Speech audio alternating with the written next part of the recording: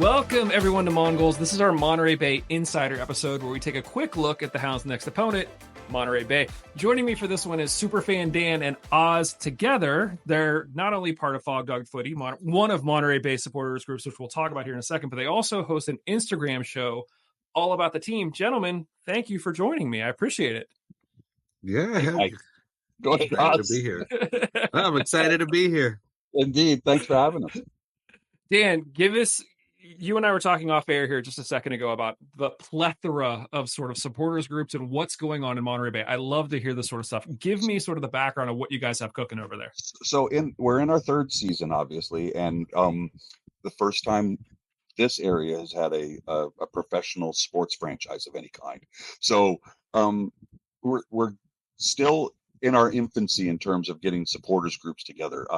We have several smaller groups. Oz, I think, is probably the first initiative that started when the club announced that they were opening.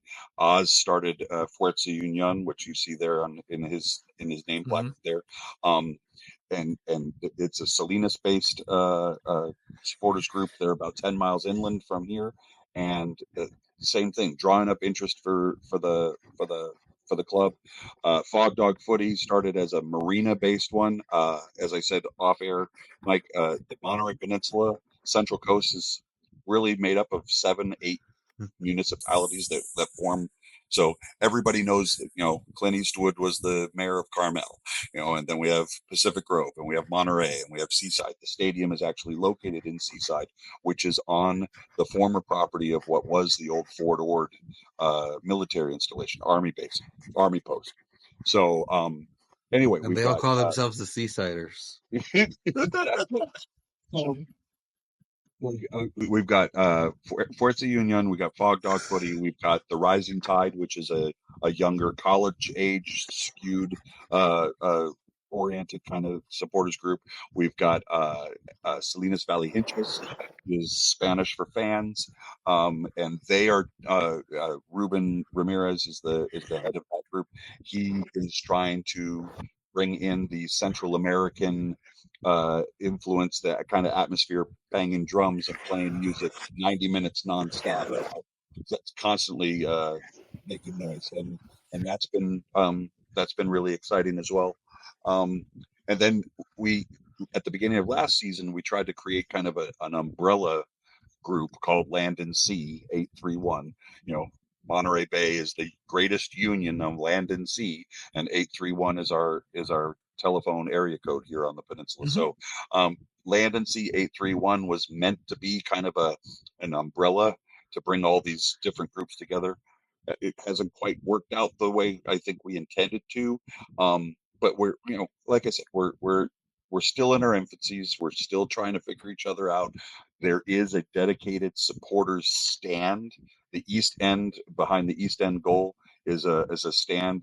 There's signage that says, you are the 12th man when you enter this section. It's bleacher seating, no seat backs. So you're encouraged to stand. You're encouraged to bring musical instruments. You're encouraged to stand up and wave flags, which Oz is a master of. That's the whole idea, but they're also the least expensive tickets in the stadium. So your first time Monterey Bay game attendees tend to buy in that section, and then immediately go and complain to the ticket office saying, "There's a guy waving a flag in front of me. He's blocking my view."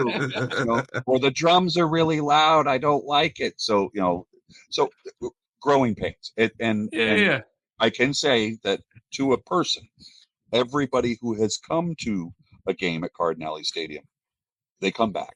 We haven't had anybody who's come to a game and said, "I had such a shitty time, I'm out of here." No, they all come back. They may not sit in the supporter section. They may go find someplace else to sit, but we do. Everybody that comes to Cardinale Stadium becomes a Monterey Bay Union fan without question. That's fantastic. I love it. And to sort of hear how you guys are developing the fan base, like you said, it's sort of its infancy. Really, you guys have only been at this for the past few years, and you're kind of figuring it out. But the fact that there is so much interest and there are so many small groups that are now trying to come together is really kind of cool and fascinating to watch and hear about and see. So really excited for you guys and sort of what could potentially develop out there. Oz, I'd like to get your thoughts. What are your what are you thinking about Monterey Bay this season? What do you like about the team? I like that they're focusing on the youth. We've talked about that before on the drop in, that this first 2 seasons this team seemed to go out there and try to, got veteran players. Obviously, had a veteran manager with Frank Yallop, and that was kind of the formula those first couple of years. Let's get some guys with USL Championship experience and see if we can sneak into the playoffs there in the first couple seasons, and it didn't seem to work out. And then we got the NBFC2 side together, and they got the team did some local tryouts here, and they did a pretty good job of kind of putting the feelers out there locally, seeing what talent was there. And yeah, and it seems like this season that there was more emphasis on that, instead of going out there and spending more money on some tried and true talent or something.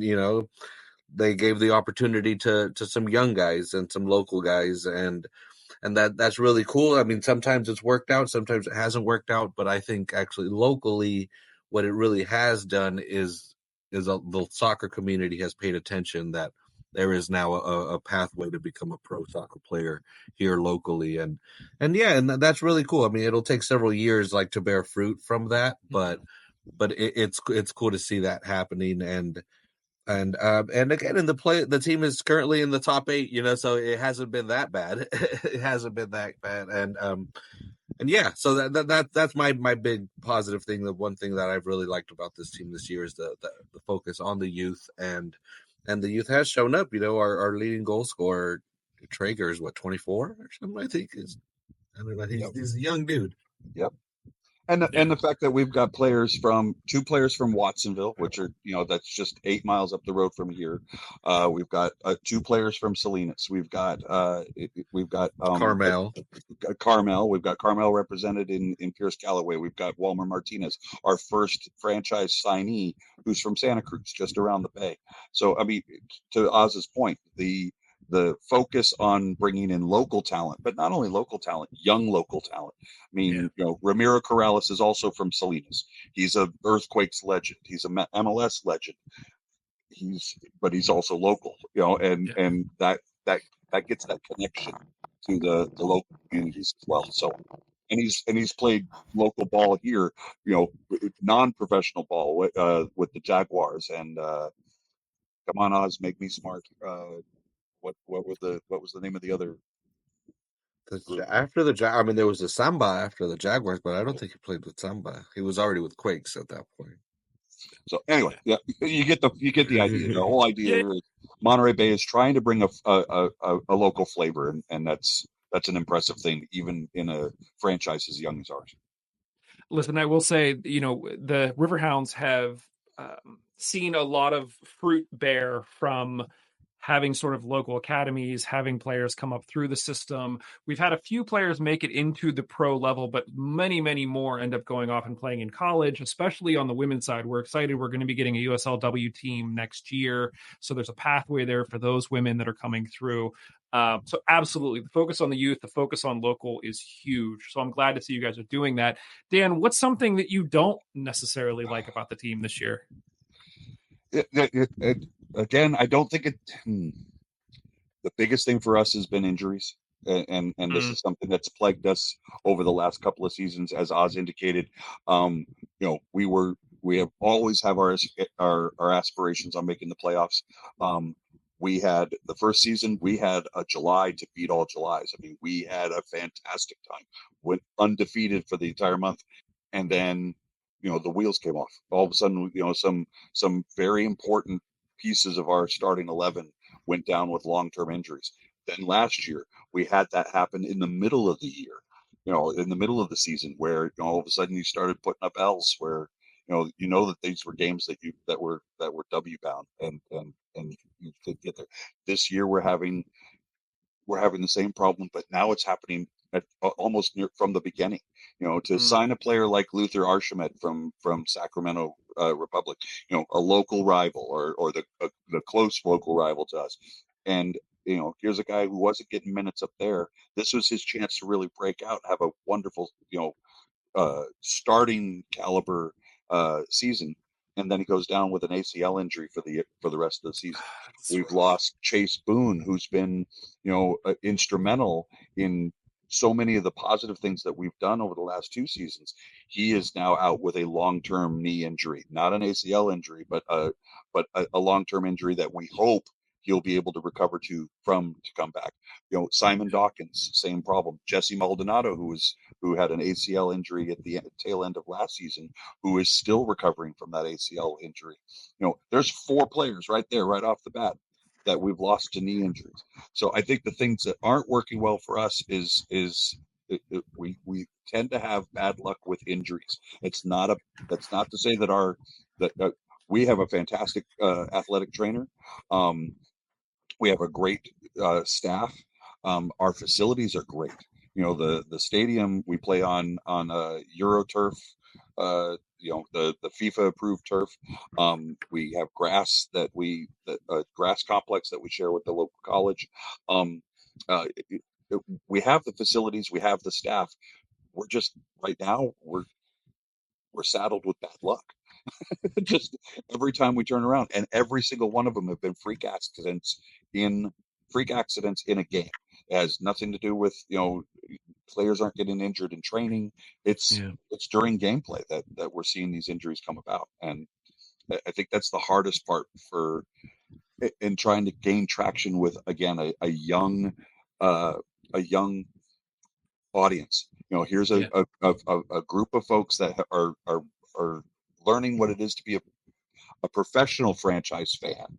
And, if your team's if you're not in first or second place, then you start seeing the emergence of some fair weather fans who are like, well, right.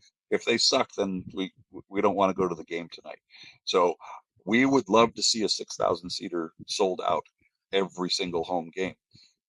We also know that in June and July, temperatures when the sun goes down can get down to the low 50s, high 40s, and you get to that halftime section, people are like, no, it's too friggin' cold, I'm going home.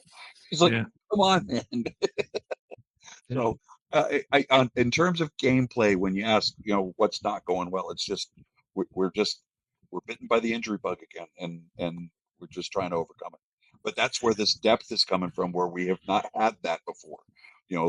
First 2 seasons we had 21 men rosters. This year we've got 27 on the roster.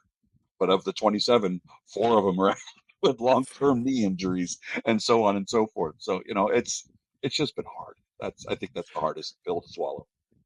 Well, and what's tough too is, as you mentioned, when you're trying to build a fan base, oftentimes it starts with, is the team winning? That's what sort of brings fans in. But especially at this level, if you can establish a connection with the players, if people start to recognize names and faces, that will keep them coming, even if the team isn't performing. And when you're just dropping players because of injuries, that makes it even more difficult. So yeah, that's tough. Oz, a lot of the people listening to this are in Pittsburgh. They probably don't know much about Monterey Bay at all. What is something that you wish that people who are completely new to this team knew about Monterey Bay FC? Well, and I kind of alluded to it a bit in a joke earlier in the interview when I said, "Oh, they call themselves the Seasiders." Is that our area? Our team represents an area, a pretty big geographic area. So it's kind of hard to say, "Oh, this team is from Seaside," or "This team is from Monterey." Again, where I'm from, the city of Salinas, it's the biggest city in the county, but it's again 12 miles from the stadium, or 15 miles. I don't know. So that's one thing that is kind of unique. Where Pittsburgh Riverhounds represent Pittsburgh, and pretty sure people know where Pittsburgh is, and that they play in Pittsburgh. They don't play somewhere outside near Philly or something. Right. And that was kind of unique. Is that it is this. I keep saying this because it just amazes me. This stat just blows me away because the county that it represents, Monterey County, that this team represents, well, one of the 3 counties it represents, is the size of Delaware. So I mean, some people are an hour and 15 minutes away from the stadium, and they're Yeah. still in the same county. So it's kind of a unique thing, where I don't think people actually look at attendance numbers and compare anything, but I'm actually genuinely very proud of where we sit attendance wise because of how spread out it is. Mhm. If you make a circle with a 5 mile radius, starting at the middle being Cardinale, you're not going to have 250,000 people in there. Where again, Right. somewhere like Pittsburgh, or other cities, Las Vegas, or some of the bigger cities, it's just within walking distance there's more people that are within I was 45 going to tee up. minutes. I was going to tee up Oz with a couple of those factoids. Oz, what is the population of Monterey County? It's less than 500,000. It's like 470,000, I would think, something like that. And of that, 170,000 of them are in Salinas. And So, yeah, and that's another. when you consider our county is as big as the state of Delaware, Mike, I mean, Yeah. Yeah, and we're and at the north end of it. yeah, and you Right. take Yeah. the peninsula, again, where, Seaside, where the stadium is, and Monterey and Pacific Grove and Carmel, you add up all those cities, and they're still not even half the population of Salinas. So it is kind of a tricky for this team. It is a new team, and not only do they have to introduce the team, they also have to introduce the league a lot of the time. USL Championship isn't very well known a lot of places. So that's one thing that I think is unique, and because people see the Monterey is the big flashy name. I mean, that's you see that all over the world. So I think the Bay part is people don't even realize that it's describing this big body of water. Yeah. But also that's one unique thing is that, like, yes, while I support the Monterey Bay Union and I love the team, I also am very proud of being from Salinas, and that's a really cool thing. I think a good opportunity, because a lot of the times there has been socially, the peninsula is a little bit wealthier than the valley Mm. where I'm from, and because of that, there has been a kind of a social divide for forever, basically. I mean, this county goes back hundreds of years, and that's what I think. Exactly, going back to the name Union is very. And I know the team's going to say that's exactly part of why we did it, but that is very true. Of that is especially in the peninsula, in the valley. It's so funny around here because, again, the Salinas Valley grows a lot of produce, especially a lot of lettuce. Salad So bowl of the United States. yeah, That's yeah, correct. it's called the South Bowl of the United States. So actually, that divide locally, it's called the lettuce curtain. Oh So wow. yeah, yeah, and so on the one side of the lettuce curtain, you have the peninsula, which is again a much wealthier area and a home of celebrities now, and then you have then on the other side where I come from, we have the people that work in the hotels and everything that are very world class. They live over here, so that's one thing. And I know it kind of has nothing to do with soccer, but I think it's one thing that's super unique, and it's super cool. And we've already seen that again. And Dan's obviously we're great friends now, but technically he's on the other side. He lives on the other side of the lettuce curtain out there in Marina, and now he's constantly coming over, once a week to do a show with me, and I'm in Monterey or in Seaside a lot more than I've ever been because of this team, and it's given me a better appreciation of this area. And I think, yeah, it's kind of like the New York subway. That's kind of the great equalizer, like a billionaire rubs elbows with a working class person, and that's what Cardinale is you have these people from maybe Pebble Beach that are rubbing elbows with somebody from Salinas, and that's what's super neat, and that's what's super unique about this team and this fan base.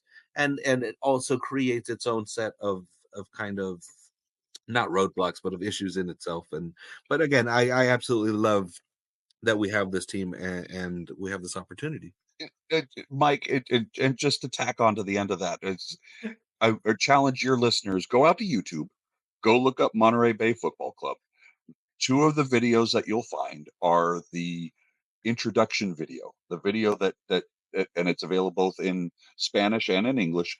That shows, it's very scenic. It's very, majestic. It's very cinematographic. Um, it's a movie. It's a 2-minute Yeah. movie, but it introduces the concept of what Monterey Bay Union is. And then you go see another video that says "Know Your Crest," which tells the story of how our crest got designed, Yeah. and it pulls it all together. I think it builds perfectly on what Oz just said on what we're trying to do here with this football club, with bringing all these communities together that for generations have been disparate. They've been separated by this agricultural phenomenon, that is the curtain. Um, Yeah. and we're trying to build something with one love and one purpose, and that's a football club. And for me as a lifetime soccer fan, it doesn't get much more beautiful than that in terms of the beautiful game. Yeah. I love that so much. I mean, the team name Union you see used sort of universally all over the world. So I think it's Yeah. very easy for somebody to look at something like Monterey and go, Union, okay, great. But to actually hear the story of, no, this is actually a whole bunch of different communities, we're bringing it together, I think gives it just so much more meaning, so much more weight, and makes it so much more special, not just to you guys, but I think anybody who hears that story is going to think about the use of the name Union in Monterey as just being special and phenomenal. And so I think that's fantastic. I'm thrilled to hear that, and I'm thrilled to hear about the stories of you guys sort of crossing lines and rubbing shoulders. And I think that's what this is all about. Absolutely. Dan, I wanted to ask a friend of ours, Alex Dixon, used to play for the Hounds. Yep. He had a big season for you guys last year. How's he He did. doing this year? Not as prolific as last year, let's be honest. Again, he's been asked to do a lot of things with all the injuries that we've had. He's also growing his young family. He Yeah, and his wife just welcomed another child, another boy. So he's been busy. yeah, Um, and I don't want to say that that's affected his play at all, but I'm, right. Yeah, as a father of three, I can tell you, midnight feedings are a thing. yep, Um, but yeah, he's been asked to play many positions due to those injuries. He's played as a nine. He's played as a winger. He has done lots of things this season that I don't think he was. I don't want to say prepared, but I don't think he was looking to be a provider yeah, to Luther and to Tristan and to Chase. And we lost Luther, we've lost Chase. Tristan came to us and was injured when we first signed him. So that also, so all of a sudden Alex is playing as D9, as the tip of the spear. Um, yeah, and let's be honest, he's 33. His legs are getting older. Um, yep, but he's still such a phenomenal uh provider of the ball. I mean, he can cross, he can put in a through ball, and he's still got speed in those legs. Unfortunately, we're also seeing young defenders are able to keep up with him. He was a dynamo last season, and I think he'll be the first to admit that he's not having the season that he wanted to have, and not as prolific as last season, but he's still such an important piece. He was the missing piece in our puzzle last year, and I think we could see that from the first game with a debut hat trick against Hartford. yep. Um, he's I think we're all finding it more difficult to find the right mix on the pitch, and again, it goes right back to losing so many key members to injury so quickly after the season started. So Yeah. No, it makes sense. Oz, you guys have somewhat struggled to score this season. It sounds like injuries could have played a big part of that. You're also scoring much more than the Hounds, so this is not full criticism. You guys have recently brought in Buddha from San Jose, hopefully to help with that. How do you think he'll change things for this squad? I mean, you could see it already when he came in. What was it, 30 minutes, 20 minutes or something on yeah, on that's right. Yeah, Saturday? he got about 27 minutes, something like that. Yeah. Yeah, and yeah, he was that speed. He was automatically made a difference. Um, but you could also see the chemistry still wasn't there. The guy probably had maybe two Yeah, two trainings into him. I like it because, again, like I said, there's still it takes pressure off of guys like Chewy and Alex, and it will allow him. I've said this so much on the drop in is that I feel that MLS Next is such a. It's not a fake league. I'm not trying to be rude or anything. It exists. It's a real thing. It's really high level, but it constantly MLS teams that want to really test their players, they loan them out to USL Championship. And Buddha is another one of these guys that like he obviously needs the minutes. I think Quakes have that question. Is he MLS quality? Can he score consistently? And this is a great test at sending him down. And I don't know. I'm super excited. I don't want to get too excited. There have been several times this season where I've started to get excited and then again the injury bug or something comes in. But yeah, I like his pace. I like what he can do. We saw that with Archibald. Archibald was one of those kind of guys that could extend the field, that could really put pressure on the defense. And I don't. I would need more height. I would like him to be a little bit taller, but I don't know. I'm excited for him. I'm excited what the team can do because I've said it before. This team isn't. They're not a sieve on the other end. They're not giving up a lot of goals. It's just, I mean, I was looking at the stats, getting prepared, or just looking at the teams. Preparing myself for this interview, and I was like, man, Pittsburgh. We're kind of on a very similar trajectory. I mean, again, we have put in a little bit more goals and won a little bit more, but it seems one of those teams that Pittsburgh does not give up a lot of goals. They don't. They're losing a lot of 1-0, 2-0. You're getting 0-0 draws. That you're losing because you're not scoring. You're not losing because you're giving up a lot of goals. So anyway, you take out a Dequa from your starting 11. Yeah. Where did your goals go? Exactly. Yeah. So and that's where I'm hoping. Yeah, a Buddha is somebody that's gonna take the pressure off of these great offensive players that just the relying on them to score all the time is not their strength. And yeah, and quite frankly, I think San Jose was having difficulty trying to figure out what player is Buddha. What does Husseini? I mean, he if you Google Husseini Buddha, Stanford, you're going to see some magic that he's capable of. He can do it as a 9. He can play as a 10. He can play, as an inverted winger. He can bring it all. You just got to get the ball to him. And that has been San Jose's struggle, has been maintaining possession of the ball and then getting the ball to a maverick type of player like him. I would liken, as a Newcastle fan, I would liken Husseini Buddha to Alan St. Maximin. He is that kind of a maverick player. He may not have a best position, and I think that's what San Jose was having difficulty pigeonholing him. You could throw him in there, to replace a Preston Judd, but he's not as big as Preston Judd. You can throw him out there as an alternative to Christian Espinoza, but he's not as explosive as a Christian Espinoza, and he doesn't have as powerful a shot as a Christian Espinoza. So I think this is going to work out for both parties. We need depth. We need speed. We need that certain amount of magic that a player like a Buddha will bring in. And San Jose gets to look and see what we do with him. What does a Frank Yallop do with a player like Buddha, and see what he's capable of in the USL Championship? He's obviously too good a player to play in MLS Next Pro, but is he MLS quality at a specific position, or is he that Swiss Army knife that you can throw in on the pitch and solve a problem? But he's not getting 90 minutes here, 90 minutes there. He's always, like a Luther Archibald, was getting 10 minutes here, 15 minutes there, maybe 3 minutes in the end of stoppage time or something like that.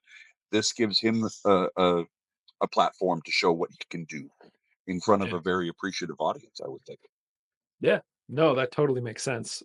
We've had some success in the past sort of getting players right around this time. We're kind of hoping that we'll get some players right around this time this year because we have had major issues scoring, so we could use some help. guys, the team is traveling obviously to Highmark Stadium this weekend. Dan, how do you think things will play out, and what do you think the final score will be? So, traveling to Colorado Springs this past weekend, playing at altitude. They flew in Friday, they played Saturday, they came home Sunday. Um, they trained, I know, today. They'll be training tomorrow. Then we've got a holiday in the middle of all this, and they'll be traveling Friday again to come out to Highmark. Um, Traveling cross country is always a pain, Yeah. and all I can hope for is that the connections that they make are going to be successful. We've We in had our good weather in franchise, Dallas.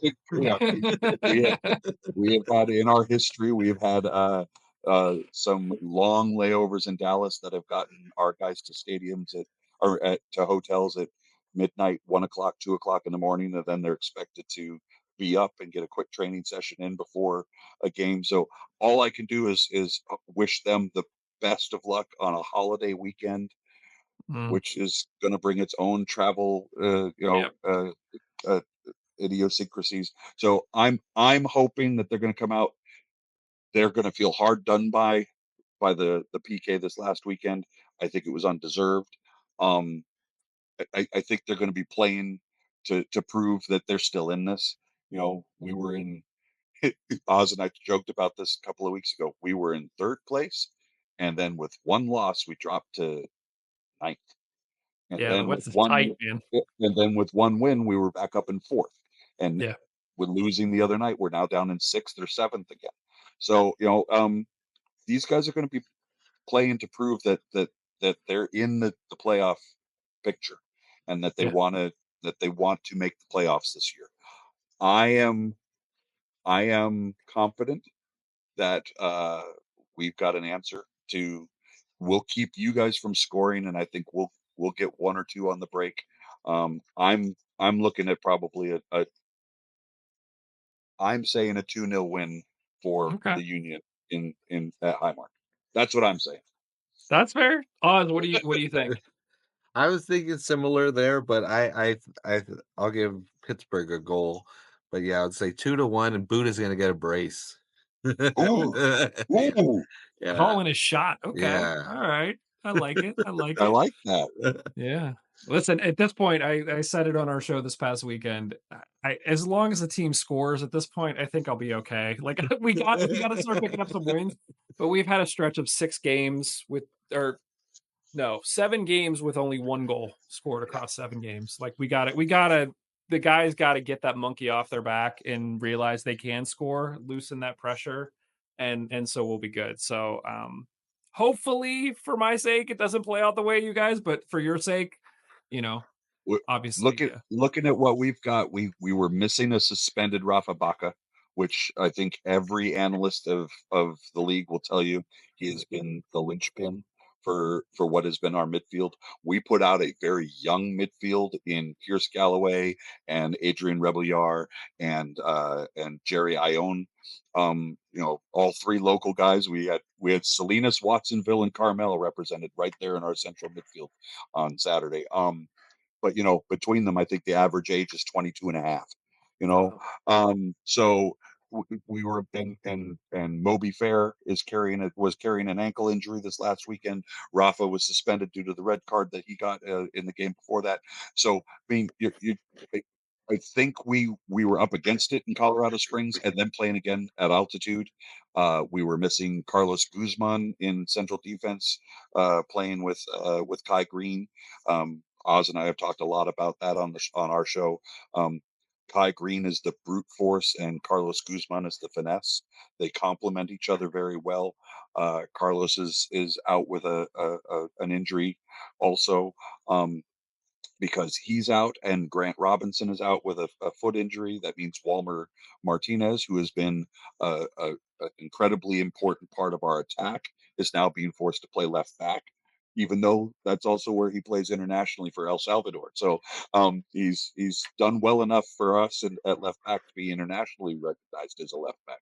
Um, I'm just all I can hope for is that they have a good travel experience getting from here to there on a holiday weekend with heat waves all over the country that could pose all kinds of difficulties, and see what kind of patched up 11 we could put out there. But like Oz said, we are known to have a lapse every once in a while, and I could give you exactly what you're looking for. And that two goals over 8 games, that might be a realistic approach. Fingers crossed for us. Dan, this is Dan Oz. This has been fantastic. Dan, tell everyone how they can find you guys online, find your show, all of that. So I'm on Instagram at superfandan831 right there on my name. I'm also on Twitter, X, whatever you want to call it. That's my previous handle, and I've just got more followers than I used to have, and I don't want to change it and confuse people. So that's where you'll find us. And then Oz is at Fuerza Union. But anyway, it's actually Fuerza Union Club. But now that I see it, it should be Fuerza Union Club on Instagram. Just add CLUB to the end of that Fuerza Union. That's where you'll find Oz on Instagram. And then every Tuesday night at around 10 p.m. your time, Mike. Oz and I go on Instagram Live, and we get together at the pub and we just talk about the game last week. We preview the game next week. Sometimes we just talk about life. Yeah. You and I were talking off air, Mike, just for fun. We were talking about the importance of the USL community, the greater USL community, in terms of fan bases. Oz, Mike, as Mike and I were talking before we went on air, I mean, we feel very much we are kindred spirits in the way that we feel about the importance of the fan base for each club and how well we get together. If Oz, if you and I were to go out to Highmark Stadium, that's my wife. My wife. If we were to go out to Highmark, we would meet Mike in the parking lot, have a beer and everything. And then for those 90 minutes, we would be fierce enemies. And then afterwards, we'd all get together in the parking lot again and complain about the refs. That's what MLS, I think, is I don't want to say missing. It's been around for almost 30 years at this point, but that's what separates MLS from USL Championship. We have, because of the access that we have to the players, the access that we have to the club, the access that we have to the coaching staff, we are forming these relationships that are beneficial to our communities. Our young people are seeing these people as these players and these coaches as role models.